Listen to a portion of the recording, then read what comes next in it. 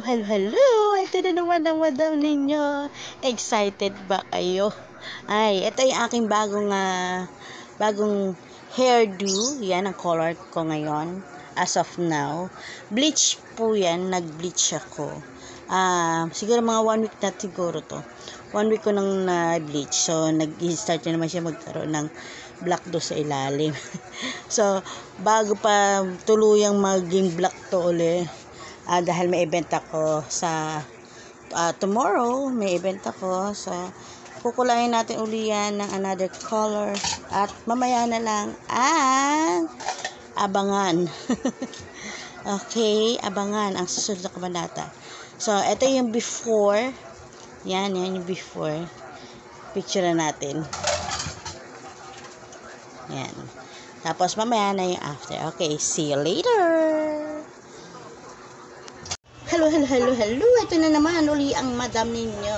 Ayan, magpe-prepare na tayo para sa ating pagkukulay ng buhok. Ito yung aking original na buhok. Original. Hindi. Ano yan? Ito yung binleach ko na So, dalawang bleach na yan. So, siya. So, nag-iiba na yung kulay, di ba? Ilang days na kasi. So, ito yung gagamitin natin, yung Bremod. Yan, yung Bremod. So, ito yung number 44. 0.44 orange. Orange yan siya. At saka yung ating Bremod na 12%. 12% po yung ginagamit ko.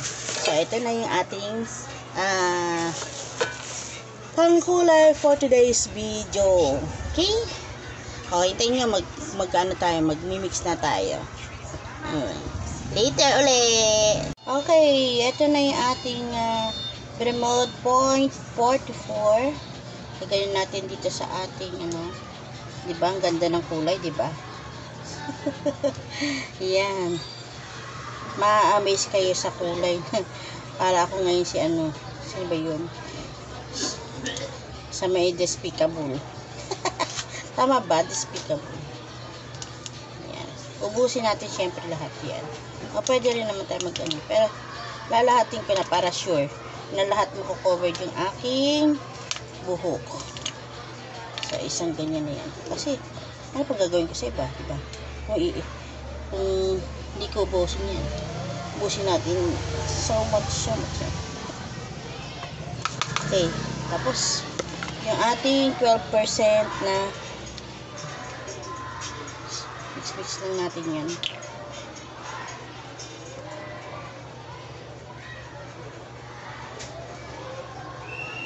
Ubusin din natin siya, syempre. Sa isang tube, isa rin ganito. Para pantay. Taktakin natin. Para sulit. Kasi sayang, diba? Yan, taktakin. Okay.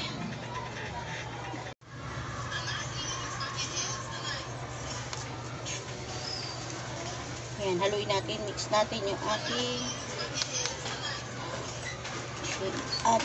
kailangan mix yan, syempre.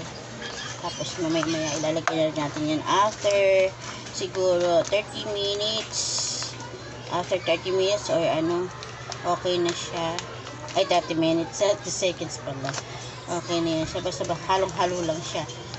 Saka natin ilalagay ngayon sa ating yan, okay na yan siya. Wala nang ibang kulay. Yan ang magiging kulay ng ating buhok for today's video. Yan, makarot tayo ngayon. Okay. Hi, ito na, mag-start na tayo magkulay. Una ko muna dito sa unahan. Lagay muna tayo.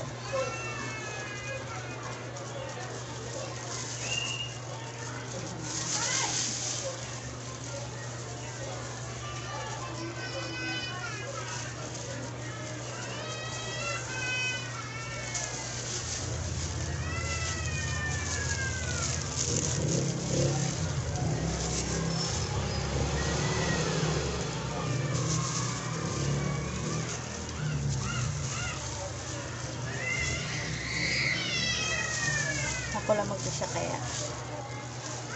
Yan.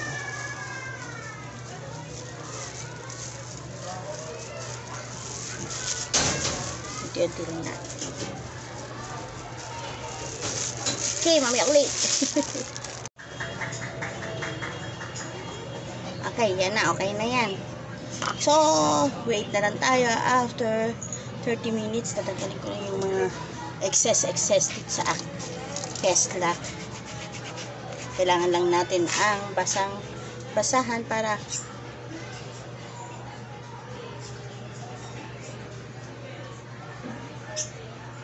baka pati mukha natin mukhang carrot.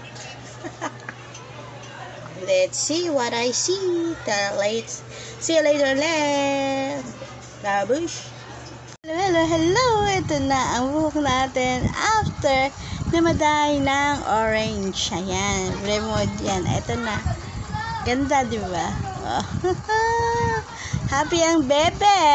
Ayan. Na-achieve natin yung gusto nating kulay. So, thumbs up naman kayo dyan kung gusto niyo yung kulay din for today's video. Thank you so much.